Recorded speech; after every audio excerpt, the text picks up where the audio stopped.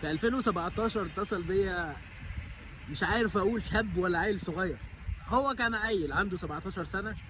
اتصل بيا قال لي يا استاذ احمد انا من اسيوط ومسافر الصين ومش عارف هروح فين. المهم يعني قلت له يا عم ما تقلقش، الصين دي بلد جميله وحلوه ومش عارف ايه وبتاع. سافر الراجل، كان طالب جاي يدرس هنا هندسه في الصين، وربنا كرمه. وصل، كانت بدأت الأجازة الصينية، فالواد كان خايف ينزل الشارع، خايف ينزل الشارع. يقول لي أنا جعان قوي يا أستاذ أحمد، أقول له يا ابني انزل ما تخافش، يا ابني انزل اطمن، ما الأمور سهلة بسيطة، كل حاجة سهلة. المهم بدأ ينزل الشارع، بعدين بدأت الدراسة ودرس، والنهارده معانا المهندس الكبير المهندس حبيبي. الكبير حبيبي. اللي مشرفنا في مصر ومشرفنا في كل الدنيا. ربنا يخليك حبيبي. ده ما ده يعني سيلز مانجر في اكبر الشركات الصينيه هنا. الله يبارك لك حبيبي، منور الدنيا. ربنا يخليك بوجودك والله. ده انا اللي فرحان ان انت مره واحده كده يعني لقيت تليفونك منور حبيبي. فاتصدمت ان انت في جوانزو وانا اصلا في جوانزو بالصدفه، ما بجيش اصلا جوانزو الا فين وفين. حظي فده كان من سعادتي ان حبيبي انا والله. اشوفك تاني حبيبي والله، يعني احنا بنتقابل كل فين وفين كل فتره. كل المهم فترة. يعني والفرق ما بين كل مره ومره قصص ومغامرات كتير قوي وخساير ومكاسب كتير قوي يعني تعجز انا عايز بس اقول على حاجه. باشمهندس حسام واحد من الناس اللي عندهم قصص كبيره جدا وملهمه. حسام في 2021 ولا 22 المطعم 2020 المطعم فتح مطعم في 2020 في مصر، وقابلته وهو شغال، وقابلته كان المطعم كان حلو وعنده زباين كتير، وقابلته وهو بينزل يشتري 2 كيلو وراك علشان يدخل يطبخهم 2 كيلو صدور علشان يطلعهم للعملاء، ويمشى الشيف وهو اللي كان بيطبخ علشان يوفر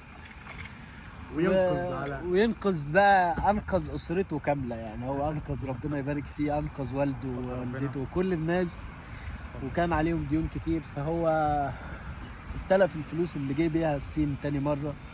حسن ده حقيقه على ايدك، كل حاجه على ايدك. يعني اتسلفت المبلغ اللي هو كان المفروض يطلع لي بره الصين، بره مصر ساعتها. اتسلفت المبلغ ده من حد حبيبي جدا جدا، المهندس حسين، ربنا يديله الصحه يا رب حبيبي. وقف جنبي ساعتها، وهو عارف يعني ان هو هيدي، ما هو مش هيسلفني المبلغ ده بسهوله.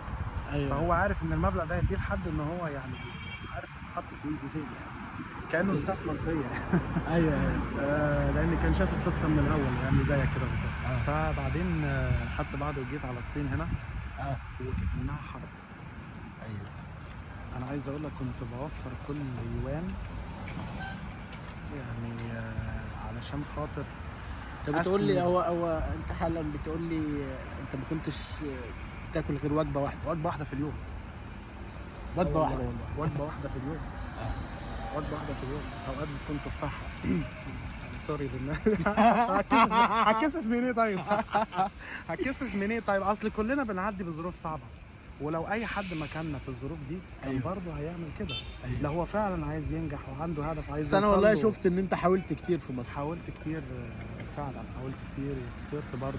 وكان فتره بتاعه الكورونا دي كانت صعبه جدا، عانيت فيها انا ووالدي والاسره كامله، لان احنا كنا عايشين في ليبيا، وبعدين كل حاجه خسرناها في الحرب 2011، وبعدين طلعنا على تونس، ومن تونس على مصر، ورجعنا للبيت اللي والدي اتجوز فيه امي في قريه من القرى، بعد ما كنا في ليبيا عايشين في مكان وعيشه وليله. ايوه انت قلت لي ان انتوا كنتوا شغالين يعني كان في وزاره الماليه يعني بص، يعني عايز اقول لك الوالد كان شغال ما شاء الله يعني، فاهم؟ خسرنا كل حاجه يعني. فانا قررت ان انا مش حابب ان انا اكسر نفس اهلي ولا والدي ولا اللي هو كبرني وعلمني. انتوا خسرتوا كل الباقي الفلوس اللي كانت مشاريع مختلفه. خسرتوا اخر انت في المطعم. عايز اقول لك ده كان مبلغ في 2020 لحد 21 22 ده كده خسرتوا ده ال4 كده يعتبر مليون. اخر حاجه، ده اخر حاجه يعتبر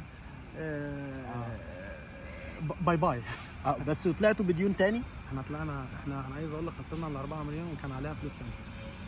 يعني فلوس متسلفه من بره. فانت عملت ايه للديانه؟ قلت لهم بس عشان ده انا دايما لا، اقول هم لك أحلى انت حاجة، بطل يعني. انا عايز اقول لك ان هم احلى حاجه ان هم كانوا بيدوا الفلوس لحد هم عارفين ان الفلوس دي هترجع لهم. فبالفعل انا خدت الخطوه خطوه الصين دي على انها حرب. يا هتعيش، ما بص انت لازم عشان تعيش لازم تعافر وتعاني. بالظبط. فخدت الخطوه، ولما خدت الخطوه الحمد لله ربنا كرمني جدا. النهارده كل حاجه اتسددت الحمد لله. اللود الكبير جدا يعني انت كنت مسافر جاي الصين تاني مره بعد ما درست الهندسه هنا في الصين، كنت جاي 30 يوم بس. انا 30 يوم، ولازم في ال 30 يوم تلاقي شركه تشغلك وتعمل انترفيو وتظبط الورق والفيزا بتاعتك. كانت عايز اقول لك كان ممكن اخسر المبلغ دوت اللي انا كنت مسلفه.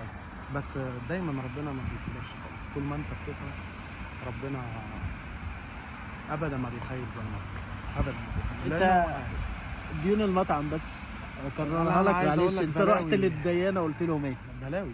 رحت للديانه. عايز اقول لك معظم الناس اللي انا كنت بعتبر بتسلف منها كانوا ناس قريبين مني وكانوا عارفيني من بدري وعارفين والدي ان احنا اصلا يعني فاهم الوضع كان مش بتاع، الوضع الاجتماعي كان عالي قوي، مش بتاع السلطه خالص. فلما بالعكس لما بيلاقوك كده في موقف زي ده فبيحاولوا ان هم يساعدوك بكل ما يملكوا يعني. فوقفوا معايا وفرحوا جدا لما بدات اسدد. فرحه انا شفتها صراحه، يعني حسيت ان انا عملت مجهود. حسيت ان انا فعلا نجحت لما انت بتسدد دين عليك، وكمان انت مش شايل نفسك بس، ده انت شايل، انت بتسدد ديون وشايل مصاريف نفسك وشايل مصاريف بيت وشايل مصاريف مش عارف ايه. كانت ضغوطات صعبه جدا جدا جدا بصراحه. ولكن انا عايز اقول لك بعد ما النهارده الحمد لله يعني بقى الواحد عمل ارضيه كويسه من العملاء، بقت الناس تشتري مني بخطوط الانتاج، معدات، مجالات مختلفه. كان اي حد بيحتاج اي حاجه لحد النهارده بيتواصل معايا. انا اللي معلمه يتكلم صيني 1 2 3 4 وبعدين النهارده هو قرد بيعرف يتكلم صيني اكتر من الصينيين نفسهم. فعلا النهارده لما انا جيت الصين كان احمد هنا في جوانزو، كنت بقول له يا احمد انا كنت جاي في اجازه بتاعت الشتاء، اجازه الصين، اجازه الصين 10 15 يوم دول ما بتشوفش حد اصلا في الصين ماشي في الشارع اصلا. فبيقول لي انزل، اقول له انزل فين يا عم، ده ما فيش حد في الشارع ومش عارف الاكل ومش عارف الدنيا فكان بيقول لي طب يعني طب حتى ايه يعني انزل. قلت له طب والارقام والدنيا، وما كنتش عارف اي حاجه. فكان هو بيعلمني 1 2 و3 وكان بيعلمني خلاص بقى لسه هنفضل نتعلم مدى الحياه. وانت يعني قصه سعيد جدا يعني. انا سعيد جدا ان انا شفتك. بس عايز اقول لك والله ده من سعادتي ان انا شفتك فعلا. وعايز اقول لك صدقني طول ما انت عندك هدف يعني هو ربنا. بس الموضوع ربنا. مش شعارات وخلاص. لا عشان الناس دايما بتفتكر ان هو موضوع شعارات. لا. ان انت عندك هدف تسافر هتسافر، عندك هدف تبقى غني هتبقى غني. ما كانش هدفي ان انا بس اسافر. لا ده الهدف ابعد من كده بكتير، ان هو انا عايز اسدد.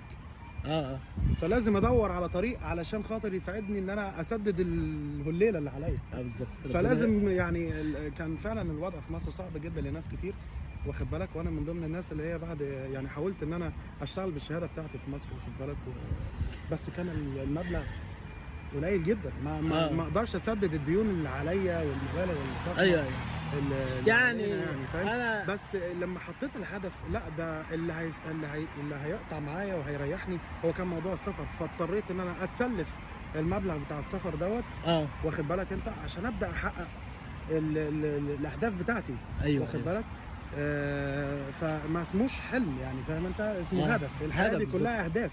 واخد بالك انت عايز تحقق، فانت لازم هيبقى في خطوات لازم تعملها، لازم تعدي بالخطوات دي وتكملها عشان تدخل للي بعده وللي بعده وللي بعده. وبعدين مفيش حاجه اسمها اقف او هدف اسمه نهايه وانا خلاص عملت 1 و2 و3 يبقى ارتاح. لا طبعا 1 و3 ايه ده انت يعتبر انت لا ناس كتير طبعا هتقول لك 1 و3 ده كده الحمد لله، ده انا كده مش لا انت ده لازم هدفك يبقى كبير جدا. لازم انا هدفي ان انا استلف منه فلوس النهارده ملكك كل حاجه حبيبي ملكك. انا فرحان جدا والله العظيم ان انا شفتك. ده من ساعه. واحنا تقريبا اصدقاء من 2017، من 8 سنين، حقيقة. واول فترة. مره نتقابل جوه السيب. ده حقيقه. ده كنا احنا عايزين نتقابل من 2017 اصلا. حصل اول مره نتقابل من 2017. حصل. بس الحمد لله يعني الوقت دايما ربنا بيكون حبيبي مرتبه. ربنا الحمد لله يسعدك. على كل شيء. قول. يا جماعه والله بصراحه بصراحه ربنا، انا مش هتكلم تاني. بس خلاص. ربنا ربنا ربنا، طول ما انت علاقتك مع ربنا تمام حصل. انت حياتك في امان، واللي معاه ربنا ما بيغلبش. مين عليه. حصل. ماشي، يلا سلام.